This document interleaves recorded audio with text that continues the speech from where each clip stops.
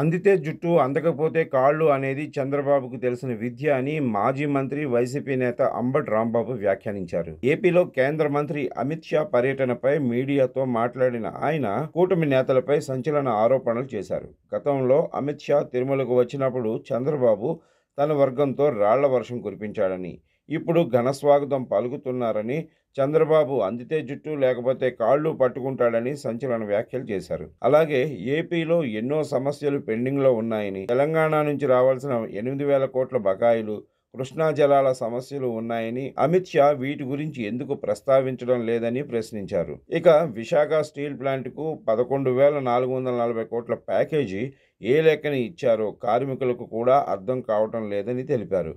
Amit Shah Jagan palace గురించి అడిగారని అంటున్నారు. అసలు అమిత్ షా ఉన్న చంద్రబాబు ఇల్లు ఓ అక్రమ కట్టడం అని, దాని గురించి అమిత్ షాకు చెప్పాల్సింది కదా అని ఎద్దేవా చేశారు.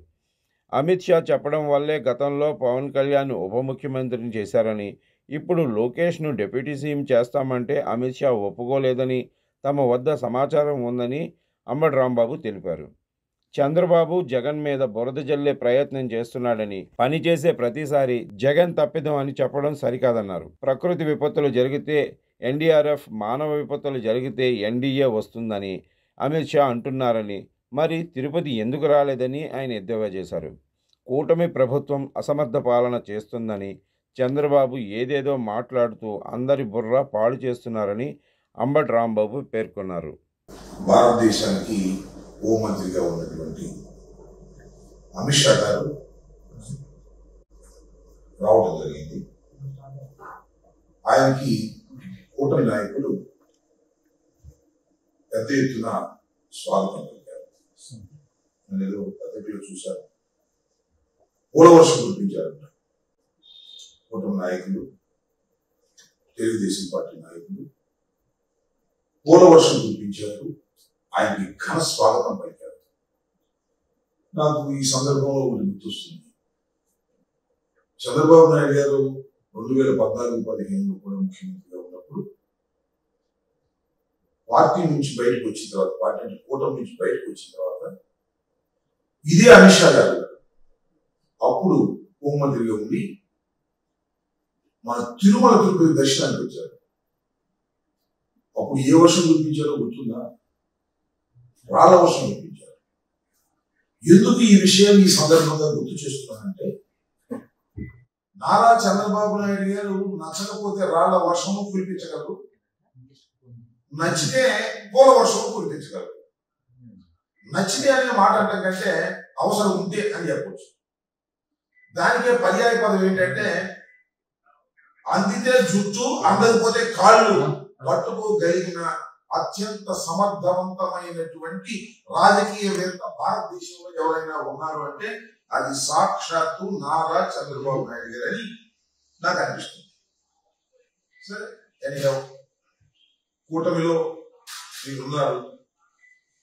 హోంమంత్రి గారు 3 సార్లు ఈ దేశానికి హోంమంత్రిగా చేస్తున్నటువంటి వ్యక్తి అమిత్ షా గారు కేంద్ర ప్రభుత్వంలో చాలా కీలకమైన పాత్ర పోషిస్తున్నటువంటి వ్యక్తి.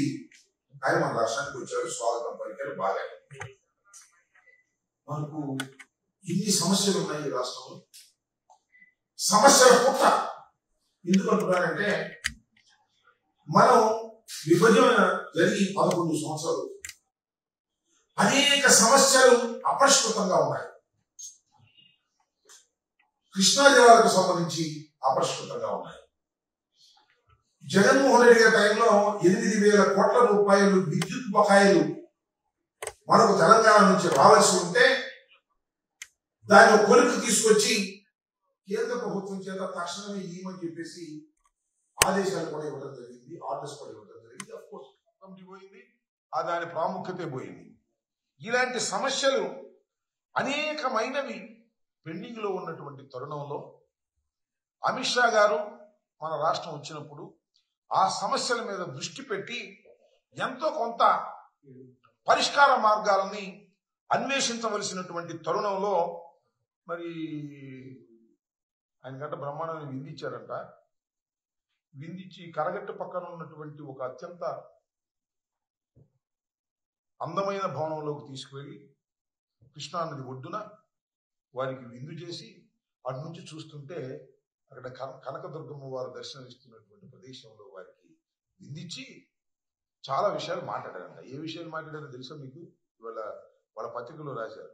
జగన్మోహన్ రెడ్డి గారి ప్యాలెస్ల గురించి మాట్లాడారంట. సమస్యలన్నీ పోయినాయి. హోంమంత్రి గారు వస్తే పరిష్కారం కావాల్సినటువంటి సమస్యల్ని పక్కన పెట్టి జగన్మోహన్ రెడ్డి గారి ప్యాలెస్ గురించి అని అడిగాడంట. వీళ్ళు చెప్పారంట, ఆయనకి బెంగళూరులో పాలసీలు ఉన్నాయండి, తాడేపల్లిలో పాలసీ ఉందండి, హైదరాబాద్లో ప్యాలెస్ ఉందండి, పులివెందుల్లో ప్యాలెస్లు ఉన్నాయండి. మేము అనుకుంటున్నాం అమిత్ షా గారు ఇవన్నీ అడిగాడని మేము అనుకోవట్లా. వీళ్ళు రాయటం మాత్రం ప్రచారం. ఏ సందు దొరికినా జగన్మోహన్ రెడ్డి గారి మీద బురద జల్లుదాం. నా చిన్నప్పుడు ఒక కథ ఉండేది, ఆవు కథ అని. ఏ వ్యాసంలో చెప్పినా ఆ గురువు గారు ఆవు కథ రాసేవాడు. విమాన ప్రయాణం గురించి రాయమన్నారంట.